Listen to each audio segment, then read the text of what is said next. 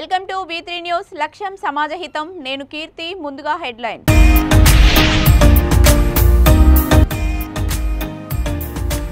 వరాల కారు గులాబీ జెండదే జోరు కేసీఆర్ బీమా పేద ప్రజలకు ధీమా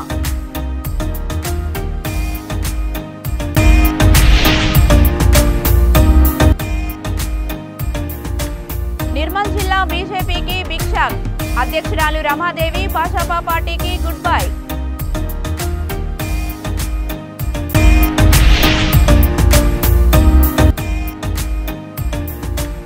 సూర్యాపేటలో దారుణ హత్య భర్తను చంపిన భార్య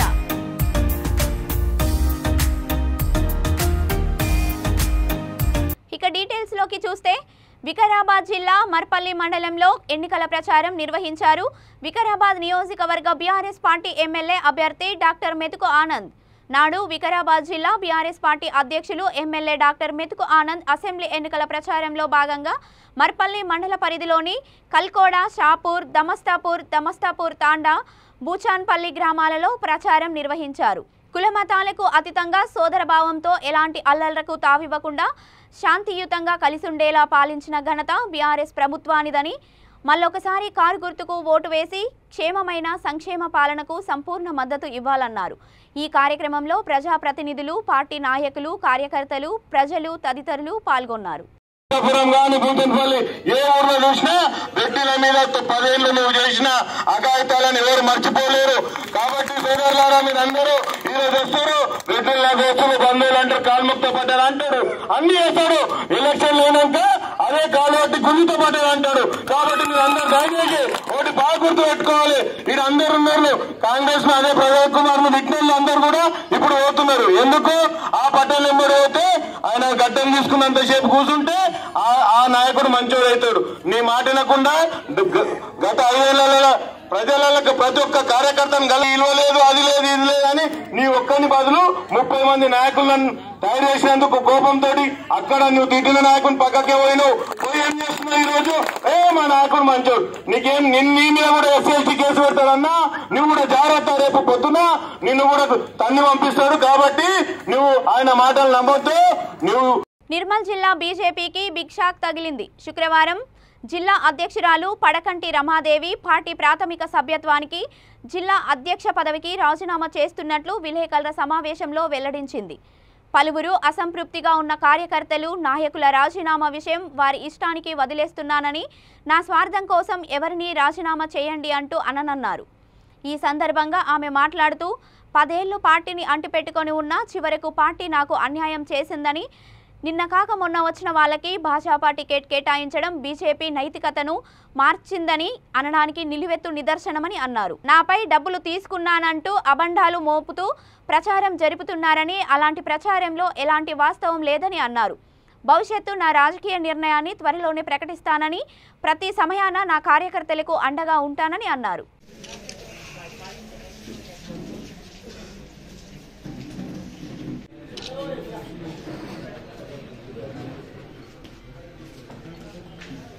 పనిచేస్తూ వచ్చాను. మొన్నటి వరకు ఎవరిని అడిగినా నీ స్థానం ఉంటుంది అక్కడ అని చెప్పారు. ఇవాళ నాకు ఎవరో అన్యాయం చేసిందని నిన్ను అంటలేను, నాకు న్యాయం జరగలేదంటున్నా. సంఘం కూడా ఎప్పుడు నాకు అన్యాయం చేయలేదు, నాకు ఉంది. నేను రాజీనామా చేస్తున్నాను. నేను ఏం నిర్ణయం తీసుకోవాలో నా కార్యకర్తలను అడిగి నేను వెంటనే తీసుకుంటాను. నేను తీసుకున్నటువంటి నిర్ణయము నా కార్యకర్తలకు అండగా ఉండే విధంగా నేను తీసుకుంటాను. నా కార్యకర్తల్ని కాపాడుకోవడం కోసం నేను తీసుకుంటాను. ఒక్కనాడు కూడా వాళ్ళు ఒక్క రూపాయికి ఆశించకుండా నా కోసం 10 సంవత్సరాలు పనిచేశారు. కాబట్టి ఇదే నియోజకవర్గంలో ఉంటూ నా కార్యకర్తల్ని కాపాడుకుంటూ ఇవాళ ముందుకు పోతాను. అలాంటి నిర్ణయాన్ని నేను మీకు త్వరలో చెప్తానని చెప్పి తెలియజేస్తూ, ముదోల్ నియోజక ప్రజలు కూడా 2 సార్లు నాకు అండగా ఉన్నారు. ఇవాళ పుట్టింటి బిడ్డలాగా ఈ ప్రజలు నన్ను చూసుకున్నారు. వాళ్ళు నాకు ఈ స్థానం ఇచ్చి ఇవాళ నాకు ఇంత పేరు ఇచ్చినందుకు ముదోల్ నియోజక ప్రజలందరికీ కూడా నేను శిరస్సు శిరస్సు వంచి నేను నమస్కారాలు చేస్తున్నా. సూర్యాపేటలో సినీ పక్కి తరహాలో ఇద్దరి అక్రమ సంబంధం నేపథ్యంలో ఓ మహిళ భర్తను చంపి ఉరివేసుకొని ఆత్మహత్య చేసుకున్నాడని చిత్రీకరించగా, అదే మహిళతో అక్రమ సంబంధం పెట్టుకున్న వ్యక్తి ఆయన భార్యని కరెంటు పోలుకు తలగుద్ది చంపి రోడ్డు యాక్సిడెంట్లో మృతి చెందినట్లు చిత్రీకరించారు. ఈ విషయంపై సూర్యాపేట జిల్లా ఎస్పీ రాహుల్ ఎడ్గే శుక్రవారం జిల్లా పోలీస్ కార్యాలయంలో విలేకరుల సమావేశం ఏర్పాటు చేసి మీడియాకు వివరాలు వెల్లడించారు. ఈ మేరకు నేరస్తులను రిమాండ్కు తరలించినట్లు ఎస్పీ తెలిపారు. జూలైలో రోడ్డు ప్రమాదం ముసుగులో వెంకన్న తన భార్యను హతమార్చాడు. తన భార్యతో కలిసి ద్విచక్ర వాహనంపై వెళుతూ విద్యుత్ స్తంభానికి ఢీకొట్టాడు. ద్విచక్ర వాహనంపై నుండి కింద పడ్డ భార్య తలను స్తంభానికి వేసి గుద్ది చంపేశాడు. అనంతరం వెంకన్న గాయాలతో ఆసుపత్రిలో చేరి చికిత్స పొందాడు. ఈ మేరకు రోడ్డు ప్రమాదంలో భార్య చనిపోయిందని అందరినీ వెంకన్న నమ్మించాడు. ఈ కార్యక్రమంలో పట్టణ సిఐ రాజశేఖర్, ఎస్ఐలు యాకూబ్, రవీందర్, మహేంద్రనాథ్, పోలీస్ సిబ్బంది పాల్గొన్నారు. ఈ సందర్భంగా ఇట్టి కేసును ఛేదించిన సిబ్బందికి ఎస్పీ రివార్డులు ప్రకటించారు.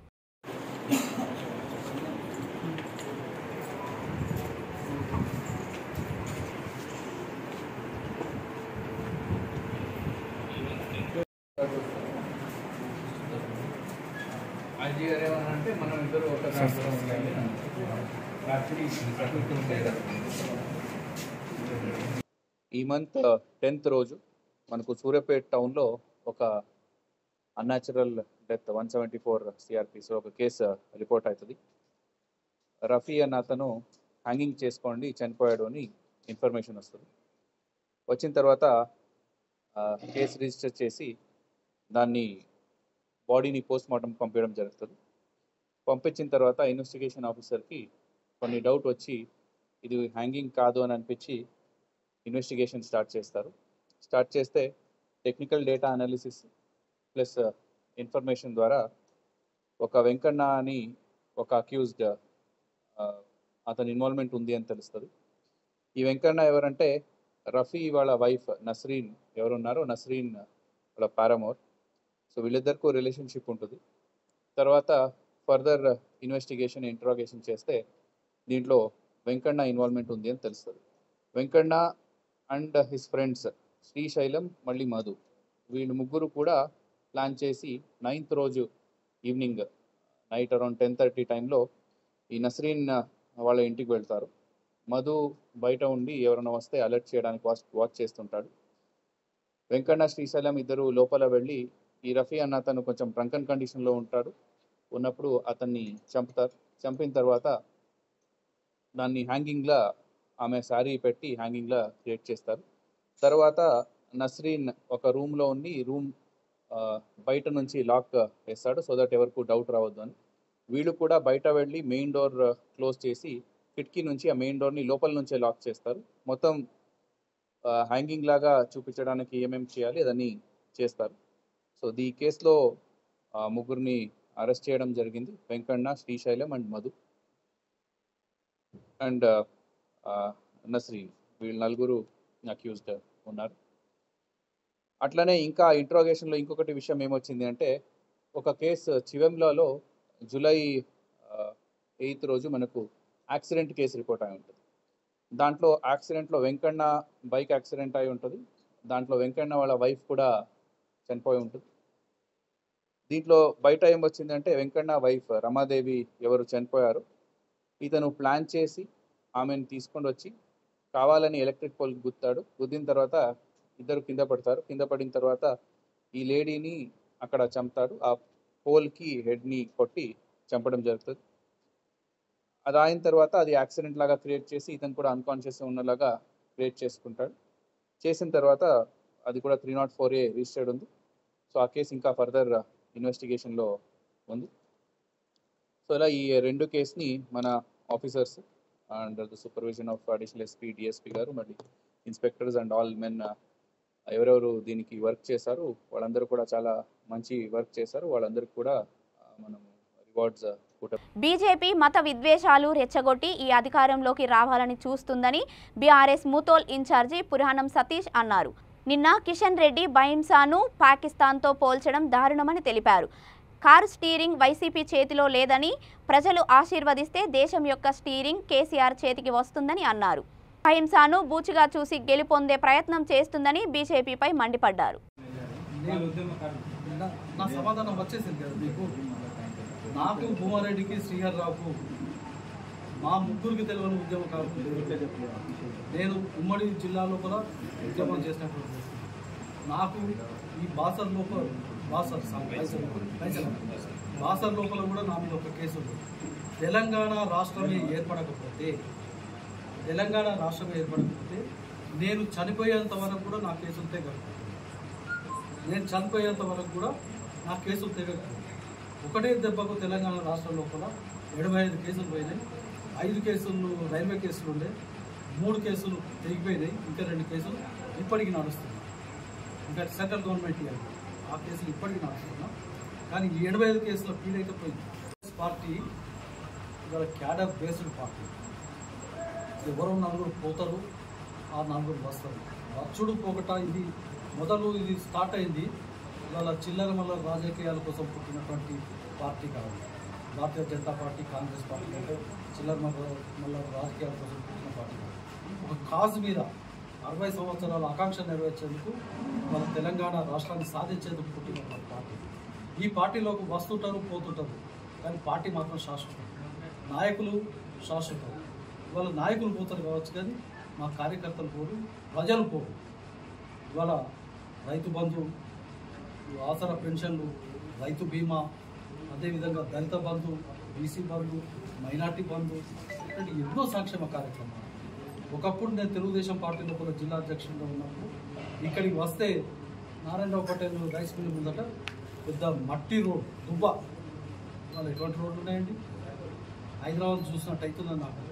డివైడర్లతో రోడ్, సెంట్రల్ లైటింగ్ సిస్టమ్. ఇంకా అభివృద్ధి జరిగే క్రమం లోపల కొందరు పదవులు రాలేదను, కొన్ని ఉచిత రాజకీయాల కోసం అటు ఇటు అయినంత మాత్రాన పరకపడేది ఏం లేదు. మాకు ప్రజలు ఉన్నారు, మాకు మంచి నిఖారసైనటువంటి కార్యకర్తలు ఉన్నారు, ఉద్యమకారులు ఉన్నారు. వాళ్ళు ఉద్యమకారులు అని చెప్పుకునే వాళ్ళకు మరి నేను ఉద్యమం చేసినటువంటి వ్యక్తిని.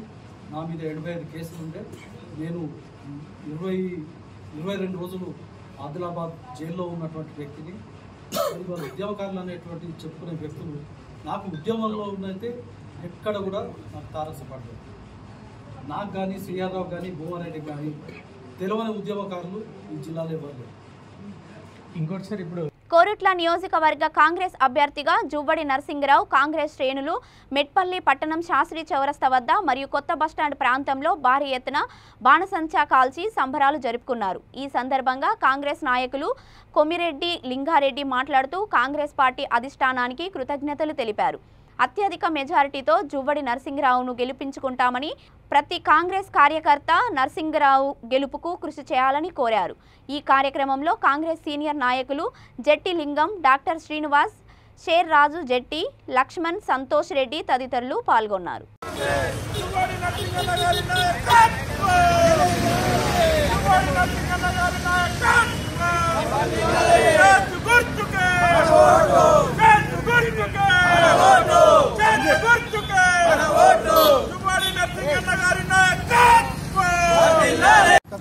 కోర్టులకు సంబంధించిన టికెట్ జువ్వాడి నరసింగరావుకి కేటాయించడంతో మేము ఈ సంబరాల కార్యక్రమం చేసుకుంటున్నాం. రాబో ఎన్నికల్లో టీఆర్ఎస్, బీజేపీ 2 వైఫల్యాలను ప్రజల్లోకి తీసుకెళ్లి నరసింగరావు గారిని భారీ మెజార్టీతో ఎమ్మెల్యేగా గెలిపించుకుంటామని చెప్పి మీ ద్వారా మేము తెలియజేసుకుంటాం. జై కాంగ్రెస్, జై Congress. All India Congress committee ఎన్నికల తెలంగాణలో సీట్ల డిక్లరేషన్ విషయంలో కూడా ఈరోజు మన కొరుట్ల నియోజకవర్గానికి జువ్వాడి నరసింగరావు పేరు ప్రతిపాదించినందుకు ధన్యవాదాలు తెలుపుతున్నాం. మేము ఈ ఎన్నికలలో కూడా గత 9 సంవత్సరాల టీఆర్ఎస్ ప్రభుత్వంలో వైఫల్యాలతో తప్పకుండా ఈ కొరుట్ల నియోజకవర్గ అభివృద్ధిలో ఎమ్మెల్యే గారు కానీ, ఎంపీ గారు కానీ కూడా వారు అభివృద్ధిలో వెనుకంజలో వేసింది. కాబట్టి మేము ప్రజల మధ్యలో ఉండి స్థానిక సమస్యలతోని వారి యొక్క పరిష్కారం కొరకై మేము ఈ రాబోయే ఎన్నికల్లో కూడా మేము జువ్వాడి నరసింగరావు గారు ఎక్కువ మెజారిటీతో గెలిపించే ప్రజలు కూడా ఆదరించి గెలిపిస్తారని ఆశిస్తూ తప్పకుండా గెలుస్తారని మేము ఈ సందర్భంగా తెలియదు. బులెటిన్ ముగించే ముందు హెడ్లైన్స్ మరొకసారి.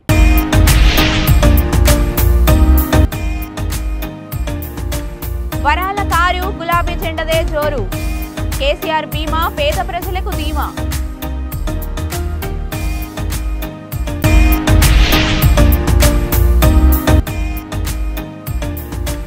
నిర్మల్ జిల్లా బీజేపీకి బిగ్ షాక్. అధ్యక్షురాలు రమాదేవి భాజపా పార్టీకి గుడ్ బై.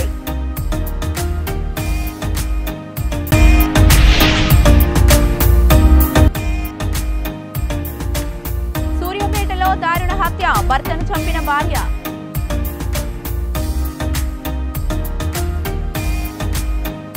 ఇవి ఇప్పటి వరకున్న బులెటిన్స్. మరిన్ని బులెటిన్స్ కోసం చూస్తూనే ఉండండి V3 న్యూస్. లక్ష్యం సమాజహితం.